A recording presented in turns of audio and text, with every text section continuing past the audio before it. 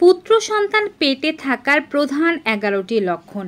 যে 11টি লক্ষণের মাঝে যদি বেশিরভাগগুলোই আপনার মাঝে থেকে থাকে তবে খুব বেশি সম্ভাবনা রয়েছে যে আপনার পুত্র সন্তানই হতে চলেছে। অনেকেই বিভিন্ন ধরনের লক্ষণ সম্পর্কে আমাদেরকে জানান এবং পাশাপাশি জানতে চান এই লক্ষণগুলো আমার মাঝে আছে, তবে কি আমার পুত্র সন্তান হবার সম্ভাবনা আছে কিনা। আজকের ভিডিওর মাধ্যমে আমরা এমনই গুরুত্বপূর্ণ 11টি লক্ষণ সম্পর্কে আপনাদেরকে জানাবো যা পুত্র সন্তান হওয়ার ব্যাপারটিকে নিশ্চিত করবে। যদি আপনি চ্যানেলে নতুন হয়ে থাকেন চ্যানেলটি অবশ্যই সাবস্ক্রাইব করবেন। ফেসবুক পেজ থেকে আমাদের এই ভিডিওটি দেখে থাকলে ফলো করতে ভুলবেন না। ভিডিও দেখার পরে কার কয়টি লক্ষণ মিলেছে এবং কে কি সন্তান আশা করছেন কমেন্ট বক্সে জানিয়ে যাবেন। চলুন শুরু করা যাক। পুত্র সন্তানের ক্ষেত্রে আমি প্রথমে দুটো লক্ষণকে একসাথে একটি লক্ষণ হিসেবে আপনাদেরকে জানাচ্ছি, কারণ দুটো লক্ষণ মোটামুটিভাবে সম্পর্কযুক্ত, তবে একটি শিশুর সাথে ঘটে, একটি মায়ের সাথে ঘটে। গর্ভাবস্থার 4র্থ 5ম মাসের পরে যে আল্ট্রাসাউন্ডগুলো আছে সে সময় খেয়াল করলে দেখা যায় গর্ভের বাচ্চার হার্টবিট যদি 140 বিট পার মিনিটের কম হয়ে থাকে সেক্ষেত্রে ছেলে বাচ্চা হতে পারে বা হওয়ার সম্ভাবনা রয়েছে। কিন্তু যদি এমনটা হয় যে 140 বিট পার মিনিটের বেশি থাকছে সেক্ষেত্রে মেয়ে বাচ্চা হবে এমনটা আশা করা হয়ে থাকে। কিন্তু এক্ষেত্রে মায়ের হার্টবিটও গুরুত্বপূর্ণ ভূমিকা পালন করে। বাচ্চা ছাড়া যদি মায়ের হার্টবিট তুলনামূলকভাবে একটু কমের দিকে থেকে থাকে সেক্ষেত্রে মনে করা হয় মায়ের মেয়ে বাচ্চা হবে। কিন্তু যদি মায়ের হার্টবিট একটু বেশি মাত্রায় পাম্প হতে থাকে, মা যদি তার বুকের ধড়পড়ানি বেশি অনুভব করেন তবে ছেলে বাচ্চা হতে পারে।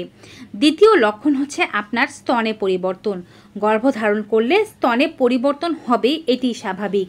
যদি আপনার ডান পাশের স্তন বেশি পরিমাণে স্পর্শকাতর হয়ে যায়, বড় হয়ে যায়, ব্যথা করে এবং বাঁ পাশের স্তন তুলনামূলক একটু ছোট থাকে সেক্ষেত্রে আপনার ছেলে বাচ্চা হবে। আর যদি এর উল্টোটি হয়, অর্থাৎ বাঁ পাশের স্তন বেশি পরিমাণে বড় হয়ে গিয়েছে সেক্ষেত্রে আপনার মেয়ে হবে। আপনি আপনার পেটের আকৃতিও দেখতে পারেন।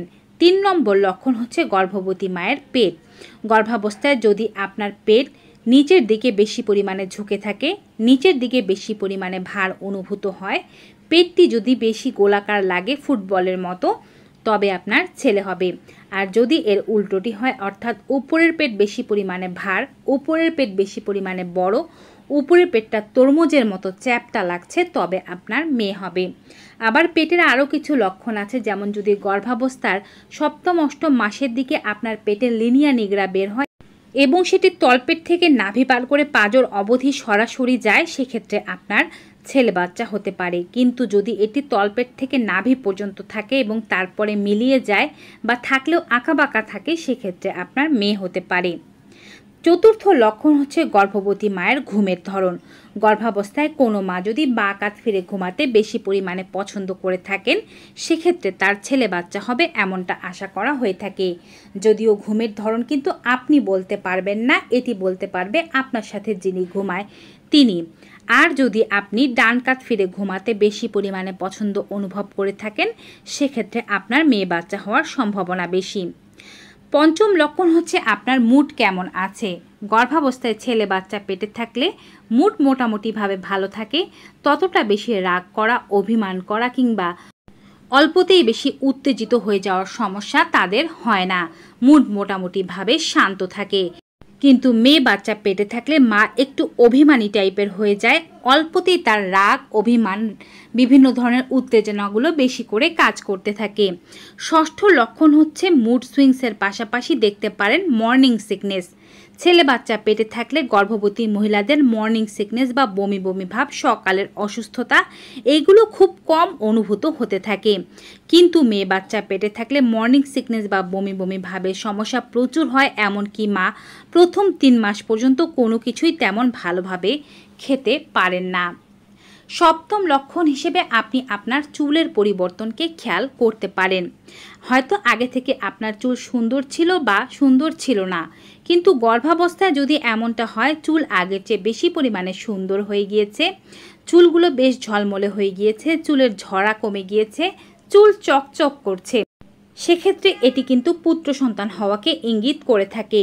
কিন্তু যদি তার উল্টোটি হয়, চুল ঝরে যেতে থাকে, পড়ে যেতে থাকে, নিষ্প্রভ হয়ে যায়, মলিন হয়ে যায়, ফেটে ফেটে একেবারে নষ্ট হয়ে যায়, সেক্ষেত্রে আপনার মেয়ে বাচ্চা হতে পারে।